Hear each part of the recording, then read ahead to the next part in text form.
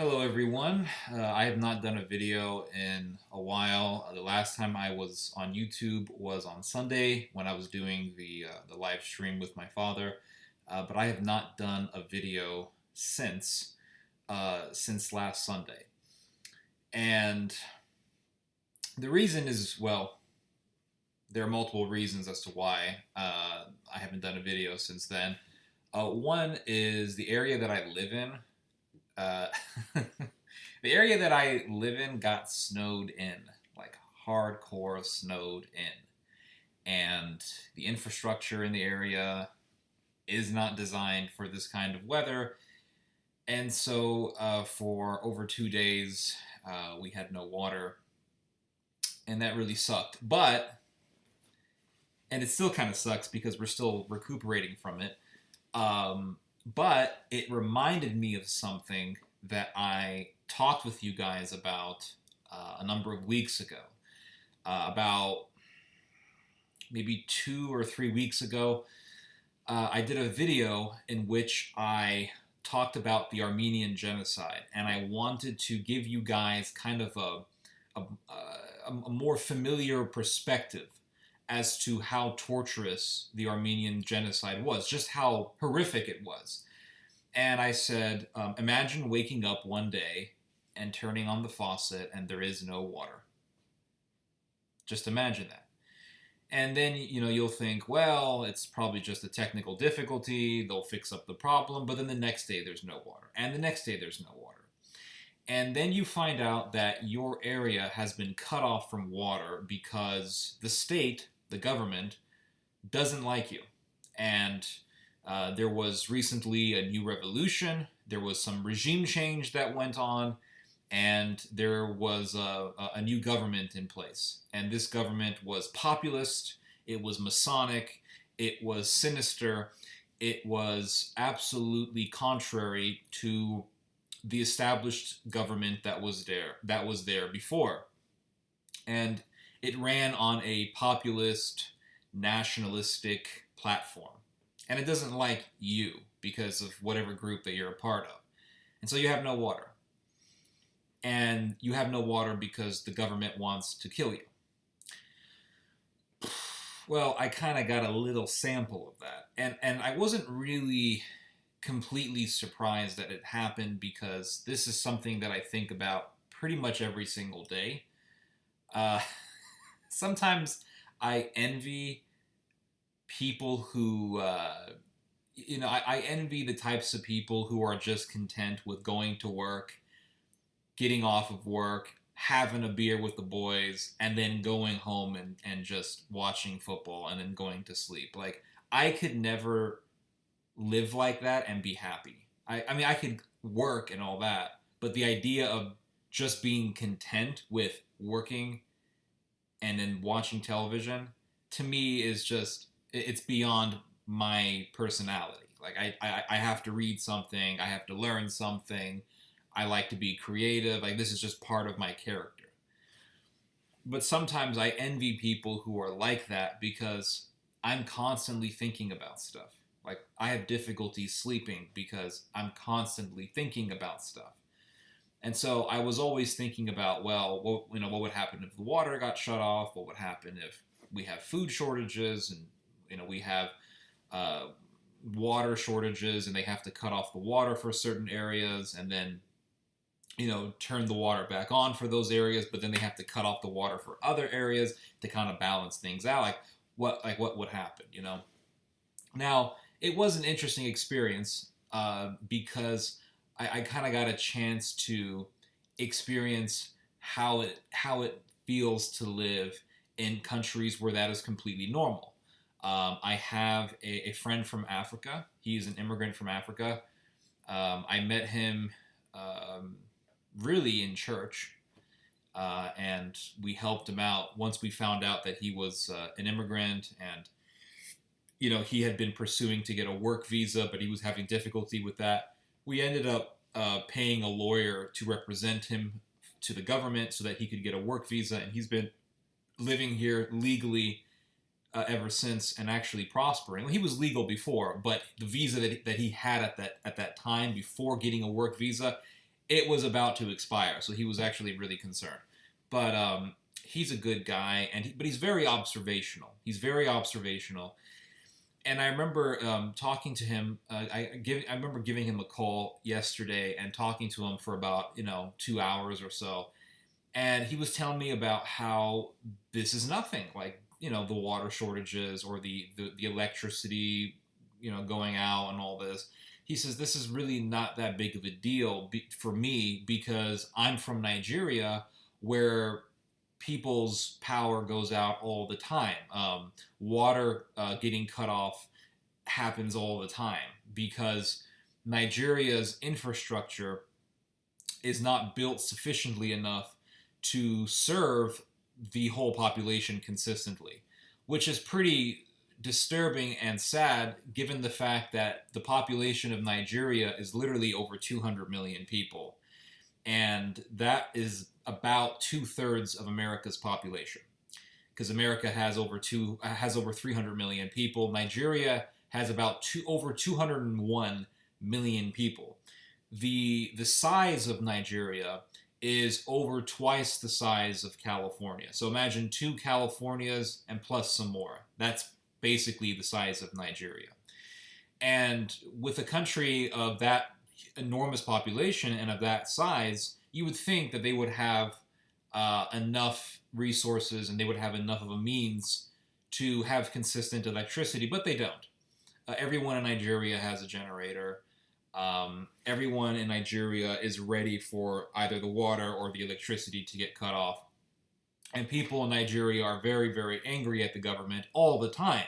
And this is what my friend told me. The people in Nigeria, they're angry all the time at their government because they pay the electricity bills every month, but they're not guaranteed consistent electricity.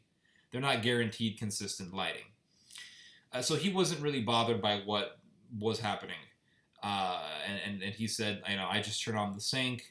There's enough water pressure that I get little drops of water coming out. I put a bucket underneath it, and I just wait all day. And then after some hours, the bucket is filled up, and he can use it to wash his hands, wash some dishes, or whatever. So that was the situation, and honestly, I wasn't really in the mood to do a video. But I was really observing things. The cool thing about it is that I have my chickens. I have about 17 chickens. Someone's contacting me on Discord. Oh, Lord. I have about... by the way, I'm sorry for not doing the live feed today. I didn't have the time today. I had to do a bunch of stuff, and a lot of stuff came up today. But I'm doing this video. So I wasn't really in the mood, and a whole bunch of stuff was happening. But, I have my chickens. I have about 17 egg-laying chickens. I have one rooster. The rooster is actually really helpful. People like to kind of downgrade or reject the importance of a rooster in a flock. But a rooster is actually a really, really helpful thing to have, a really helpful animal to have when you have chickens, because the rooster is going to do like half the work for you in a coop. A lot of people who own chickens will complain about chickens murdering each other. I know people, I know a guy who tells me that, he's had chickens kill each other. I've heard stories of chickens murdering each other in coops. They cannibalize one another sometimes. But when you have a rooster, a lot of that is prevented. A lot of violence is prevented when you have a rooster in a coop, because a rooster has a sexual interest in all of the hens in the coop. Because if you ever have a rooster, or if you've ever seen a rooster in action when he is shepherding his flock, he's not just watching over the hens, he's doing a lot of banging. He's banging these hens left, right, and center, like all the time, constantly just having sex. I remember one time I was watching my hens, free range around, and the rooster was out, And I sat out there for about an hour observing these animals, and they're very fascinating animals to observe, I must say. I think we don't give chickens enough credit. They're very intelligent creatures. And they're flock animals, so they stick together. And it's interesting to see them work as a flock. But within an hour, that rooster probably banged around 5 different chickens. And sometimes it's at a much faster rate. So if chickens are murdering each other, that doesn't benefit the rooster. So the rooster has a vested slash sexual interest in keeping these chickens alive. If the chicken is dead, then he can't have sex with a dead chicken unless he's a psychopath and a necrophiliac. But animals don't really have necrophilia. That's a human thing. Humans have all the weird stuff. So roosters will prevent chicken murder, and that's really really helpful. But I have my chickens, and 17 chickens laying eggs. I have one chicken that was egg bound, but thankfully she got cured from that, and she's been recovering very very well. She gave me one egg a couple days ago, but she still has some work to go before she starts really producing eggs consistently. But I think she's going to get there. But I have 17 chickens laying eggs. It's a mixture of Rhode Island Reds and Brown Leghorns, both of which are very good egg producers. I think Rhode Islanders are probably a little bit better quantity-wise, but Leghorns are better quality. I think you get better quality eggs from Brown Leghorns. It's just from my experience. And so from 17 chickens in the middle of this weather, really really cold weather, I'm getting a dozen eggs or so a day. So I'm getting plenty of eggs, and you can eat them, obviously, and they feed you really well. Like you could eat 3 eggs and you're filled. You could make an omelet or boil them or whatever, and you get a good meal out of it. Put some hot sauce on it, and you're good to go. And in an egg, you have protein, cholesterol, different types of vitamins, and it's really, really good for you. And then I have my garden, so I can eat vegetables. So I have vegetables and I have eggs, and we have enough flour so we can make bread. I'm fine. I'm really fine actually. What really sucked was having no water. That sucked. But nonetheless, I mean, it's not the end of the world. But another thing that I want to talk to you guys about is and the other reason why I wasn't really posting on here since Sunday, and it's because I just wasn't in the mood to do a video. I don't know how else to explain it. I've never really been like this. I've usually been very consistent doing videos for years, but this time I don't know. I just I've noticed that things in the media are getting obnoxious. It's just annoying. Like there's nothing in the media that really interests me. I can talk about Turkey, but I'm basically going to be saying the same thing that I've been saying for years. Ottoman Empire is coming back. Unless there's a really new installment in what's been happening, as far as the geopolitical situation in the Middle East goes. I mean, what am I really going to tell you? I can tell you about Germany, but again, unless there's a really big story that happens, I'm just going to be telling you the same thing. So what's the point? I can say the same thing about all the other things that I've talked about in the past, or all the things that I want that I'm want of talking about, that I have the habit of talking about. So I'm just like, okay, what's the point? Maybe I should do more videos on gardening or whatever. But I feel bad for not doing a video. I think I should be more consistent, and I should be doing more videos. Maybe I should just push myself to do videos. I don't know. But it's like you see these stories on the internet that they're just, to me, are not really that interesting. It's like Trump's impeachment. I mean, they were talking about impeaching him days before he left the White House, days before he left the presidential office. And it's like, what's the point? He's gone. That's it. Well, we want to make sure he never runs again. Well, here's the thing. If Democrats lose a second time to Trump, then they deserve it. Because apparently you're not able to successfully or sufficiently gain the hearts and minds of the American masses. Okay, and even if you let's say they won, right? Let's say the Democrats managed to impeach Trump, and he can never run for president again, right? Let's say he can never run for president again. He is gone. What are you gonna do? What are you gonna do? You gonna cheer in the streets? Oh, we got rid of the tyrant. Well, we got rid of the American Saddam Hussein. You guys do realize that Trump is not really the problem. Trump is merely a symptom to a problem in American society. And that problem, that disease, really I should say, is the disease of populism. That's what it is. Now there are things that Trump did that I like. There are things that Trump has said that I agree with. But there's a lot of things that Trump said, and there's a lot of things that Trump did that I don't like. But with that said, Democrats are like Trump this and Trump that and Trump this, as if Trump is the cause of the things that they don't like. Trump is merely a reflection, like every politician.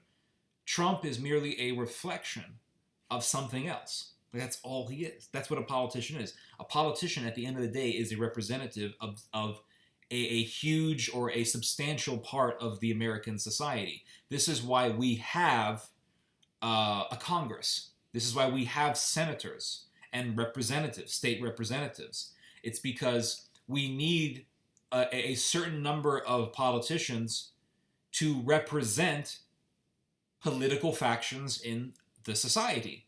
So not everyone is Democrat and not everyone is Republican. So we need people to represent the different factions. It's like the Guelphs and the Gibbons in Europe. There was a lot of that was going on back in the Middle Ages. The Guelphs and the Gibbons, and there were a lot of different political figures in Europe that represented either one of those factions. So that's really what a politician is. So if Trump is the problem, we have to make sure he can never run again. Okay, he never runs again. People still want Trump. There's enough people who want Trump. So if they can't vote for Trump, guess what? They're going to vote for someone who's like Trump. They're going to vote for another Trump.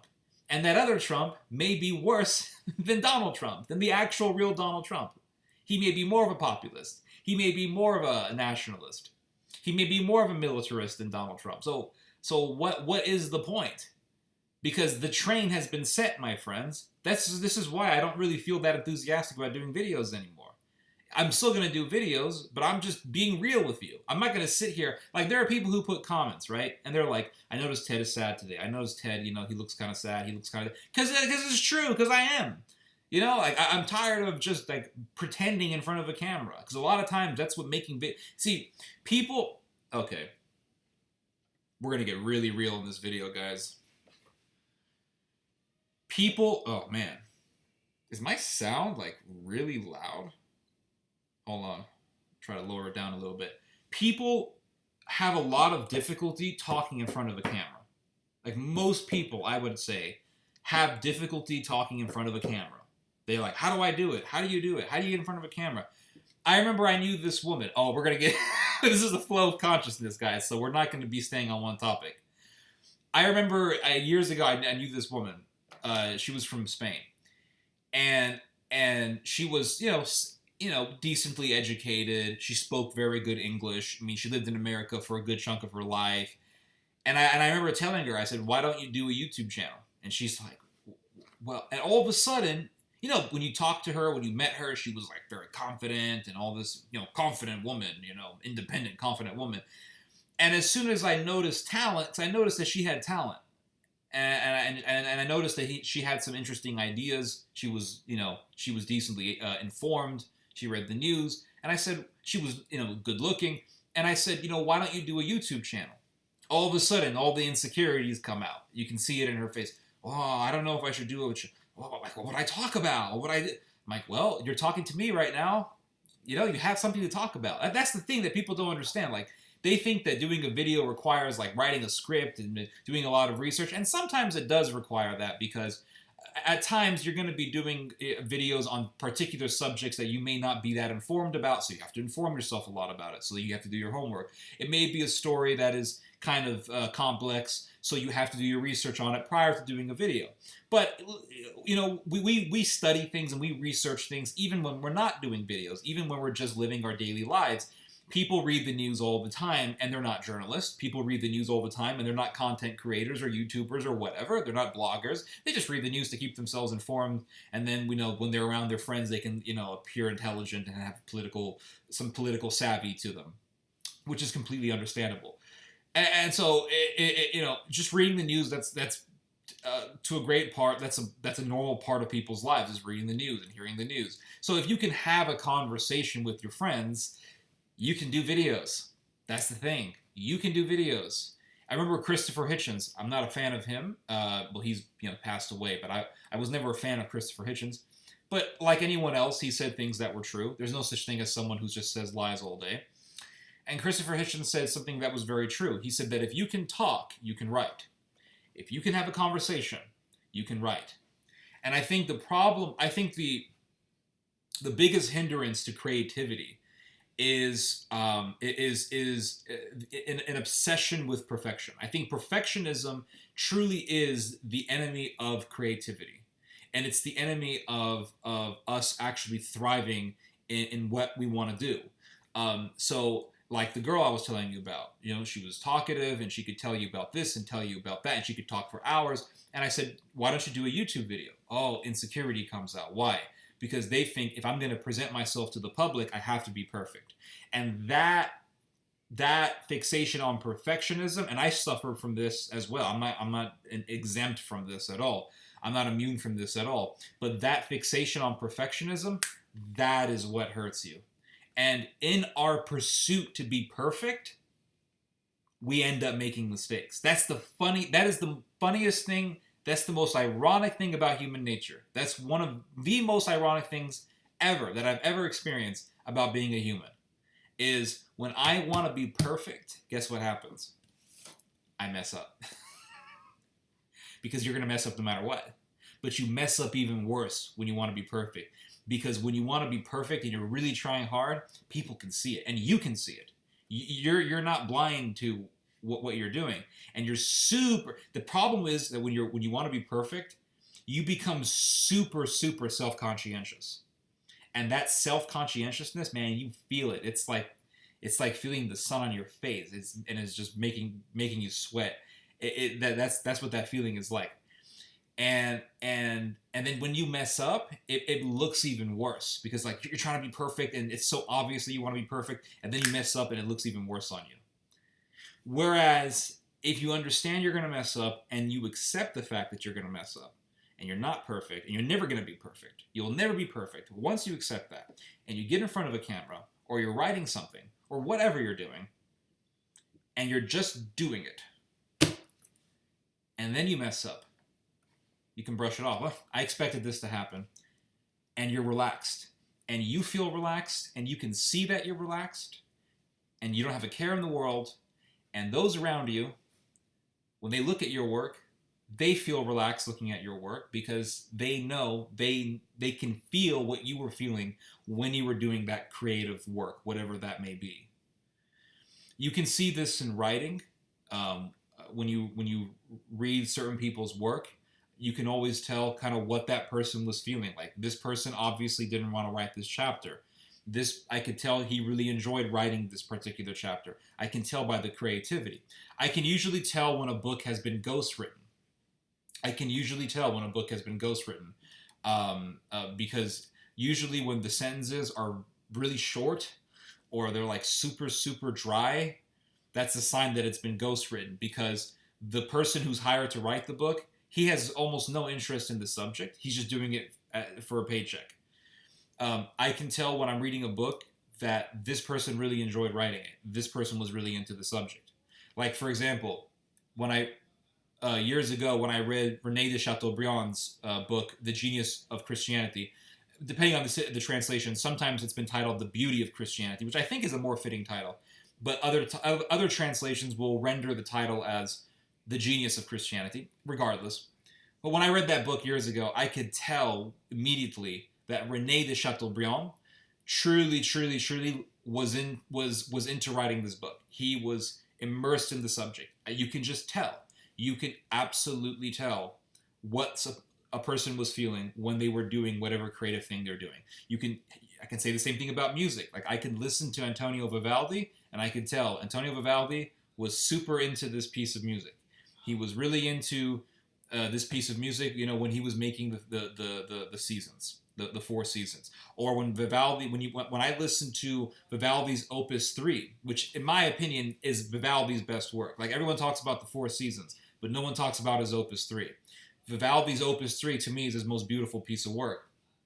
I've listened to the Opus 3 many, many times, and I can tell that he was so passionate about this. In fact, Vivaldi's Opus 3 was his first full composition, and so it was his first serious project, and you can tell he was very motivated and very enthusiastic. There are some pieces of music from Vivaldi, I can listen to them, and I can tell he kind of rushed this piece.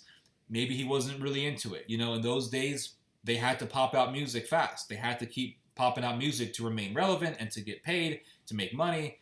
And so it was a living. So sometimes they were really into it, sometimes they weren't. You can see this in modern day music as well. Like, when you listen to certain albums, you can tell, like, man, this particular song, this is the one song they worked the hardest on. But then you listen to the other songs and it's like they were just looking for stuff to fill up the album.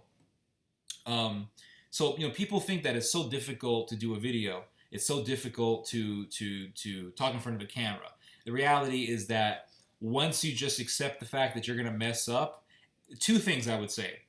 Accept the fact that you are going to mess up. When you're doing a video, you're going to stumble on a word. You're going to maybe stutter a little bit. You're going to get a little nervous. All these things are going to come out. Just accept it and keep on going. That's the first rule. The second rule, I would say, maybe this really should be the first one. This rule, I would say, is very important, equally important, and that is to just do it. Just freaking do it. And when you don't want to do it, just do it anyway. I really didn't want to do videos this week because of the weather situation, and I just wasn't feeling it, But again, it's like I think one of the reasons why we have difficulty talking in front of a camera is because we're trying to follow a script in our heads. And this goes back to what I said about the obsession with perfection. The obsession with perfection will lead to I'm trying to find a word that rhymes. Your obsession with perfection will lead to your intellectual recession. Maybe that fits. I don't know. We have a script, and I've been guilty for this for years. Guilty of this for years. We have a script in our heads, and even if we don't write down a script on the computer, we have a script in our heads. And so we do a video, and we're like, okay, I have to say this. I got to say this introduction. I got to do this. I got to do that. Once we try to follow a script, what happens when we don't follow the script? What happens when we accidentally say another sentence, or we say something before the one statement that we wanted to say, but we really wanted. See, I stumbled there. We really wanted that second statement to be the first one, and we accidentally rearranged the sentences. And I messed up. Let me start over the camera. Let me start the camera again. Blah blah blah blah blah. We waste a lot of time. One of the tricks to talking in front of a camera is to truly take that internal script in your head and burn it. Throw it in the mental fire. Drop it. Get rid of it. To hell with scripts and to hell with introductions. I used to do this thing where I would get in front of a camera and I would say hello. I was like, hello everyone. You're about to this is Theodore Schubart here. You're about to hear what they won't tell you in church, or something like that. And now I just end my videos by saying, you just heard some theology. And that's fine because it's the end of the video and I got nothing else to say. But I stopped doing the introduction because, and some people ask, like, why did you stop doing it? Because it was a script. And I want things to flow naturally. I want things just to be a nice flow of consciousness. That's all I want. And right now I'm in a good flow of consciousness. Maybe it's because I haven't been in front of a camera in a while, and I feel refreshed. Maybe that's what it is. I think when you do things every day, you make yourself susceptible to the danger of being a slave to a routine. When you're a slave to a routine, and you feel like it's a routine, like if you're doing something every day and then you don't have a feeling that it's a routine, then it's fine. But once you have the feeling that you're in a routine, I think that's a good moment to kind of step back at times and be like, okay, I'm just gonna relax for a few days, because you want to break away from that routine. Or you could just force your mind to believe that it's not a routine, and you kind of psych yourself up, convince yourself, and then you're fine. Whatever. You wanna make sure that you never fall into enslavement to a routine. Like that to me is a really good strategy to have. Stop falling into routines and just do stuff. Just do stuff. You want to, like, it's like gardening. Like, I want to garden, but I don't know. Just do it. Just do it. You're gonna mess up. Who cares? Everyone messes up. Just do it. But yeah, we're living in very, very bizarre times, very weird times, guys. So I haven't really been focusing on the news so much, but I have been focusing a lot on history. I've been looking at an old book that I read years ago. It's called The History of Christendom. This is volume 3 of the History of Christendom. It's written by Warren Carroll. He was an historian. He passed away not too long ago, a number of years ago. This is volume 3 of this series, and it's called The Glory of Christendom. I read this book many years ago, but I just read it because I wanted information on the Crusades. That's pretty much the only reason why I read it. And it's fine if that's what you want to do, but I think I was wrong to not actually put in the effort to try to absorb information about the other stuff that Carroll was talking about in this book, because there is a lot of good stuff in this book that I really wasn't paying attention to. And one thing that Carroll focuses on is the Guelph and Gibbon line controversy. So basically, the Guelphs were people who said the church should have zero influence over politics. The Gibbon line, sorry, my mistake. The Guelphs were people who were loyal to the church, and who basically they believed that the church should have authority over the political system of the society. So the king should listen to the church when it came to the subject of morals and theology. The king needs to be subservient to the church. This was the position of the Guelphs. The Ghibellines, on the other hand, believed that the church should be completely separate from the state, should have zero influence over government. This was a controversy that popped up in the Middle Ages. And it lasted for hundreds of years. And there was a lot of fighting and a lot of killing, and people were butchered, and it was really horrific. The Ghibellines, they were constantly trying to destroy the position of the Pope. They were constantly trying to downplay, to undermine the authority of the church.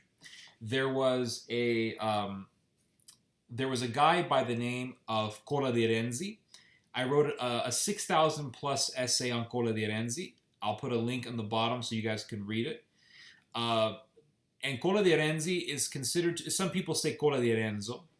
His real name wasn't Cola, his real name was Nicola, but in those days they used to shorten Nicola to Cola. So Cola di Rienzi, he was, he first began as an ambassador to the Pope. And then he became he eventually became the tribune in the government of Rome, and he wanted to start a revolution against the elitist families who were running Rome. So Rome in those days was basically ruled by mafia. If you go to Italy today, there's areas that are controlled by the mafia. And there were about 3 major families who were ruling Rome. There was the Savelli family, the Orsini family, and the Colonna family. The Colonnas and the Orsinis also had a tremendous amount of influence over some of the political apparatus of the church. For example, they were cardinals who were Colonnas, and they were cardinals who were Orsinis, and they would always try to fight to elect a pope who was going to best represent their interests.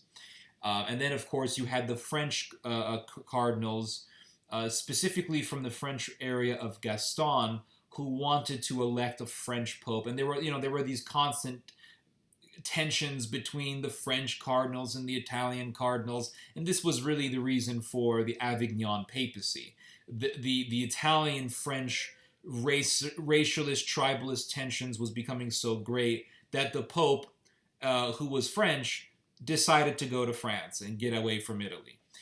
And when the Pope moved to Avignon, when the church shifted its headquarters from Italy to France, it actually greatly undermined the legitimacy of the church in the eyes of a lot of people. A lot of people in Italy began to really dislike the church. They felt that the church betrayed them.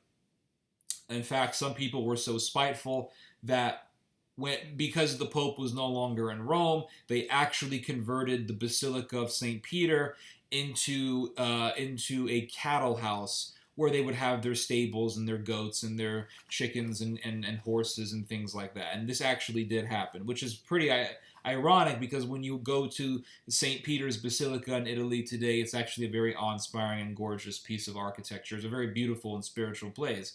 But to believe or to know that one point in time people use this as the stables for their animals is kind of ironic to me. But nonetheless, Cola di Rienzi, he was of the Gibelline faction, meaning he wanted to undermine the political position of the church. And he wanted to fight the elites. He wanted to undermine the church. And he also wanted to revive the old Roman Empire. Now, at that time, there was the Holy Roman Empire, which was at that time was headquartered in Prague in Bohemia, which today we would identify as the Czech Republic. If you lived in the 1990s, it was known as Czechoslovakia. I'm being redundant here. When I was in elementary school, my 5th grade teacher called it Czechoslovakia. And so last year, I kept saying Czechoslovakia, and someone said, no, it's called the Czech Republic now. You can't say Czechoslovakia. Oh, okay, fine. Anyway, so there was the Holy Roman Empire, but that was not headquartered in Rome. It was headquartered in Prague, in Bohemia, and it was, controlled by an Austrian Germanic power. Eventually, this would be the Habsburg family. Cola di Rienzi wanted to make the Roman Empire great again. He wanted the headquarters of this revived empire to be in Rome, where it was initially. He didn't want this Holy Roman Empire stuff. He wanted a revival of the ancient regime of Rome. Bring back the Caesars, bring back Cicero, bring back the old Roman philosophers, bring back the old Roman religion, and let's bring back the glory days of the Romans.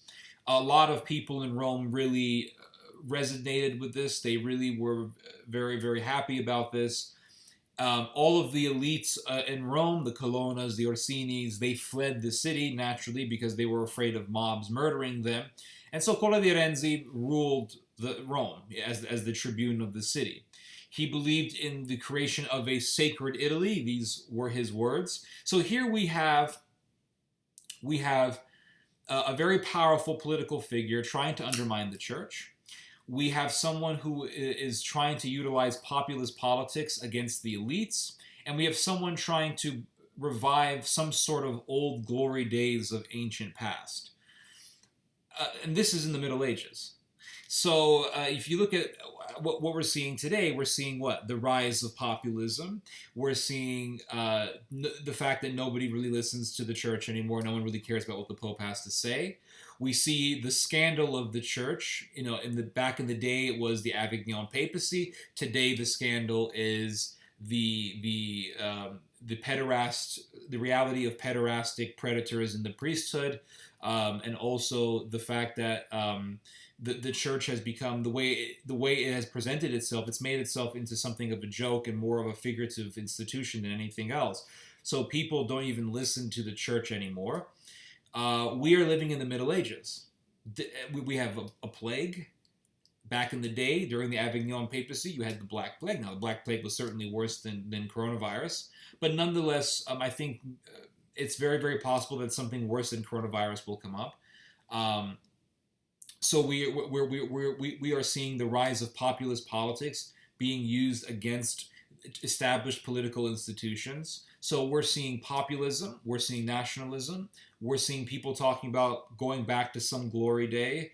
in their heads. In America, it's Make America Great Again. In Japan, it's Make Japan Great Again, Bring Back the Emperor. In Germany, it's Bring Back the Reich. In Turkey, it's Bring Back the Sultan. So we're seeing populist politics, reactionaryism, some weird reverence for some past glory day, and a made-up war against the elites.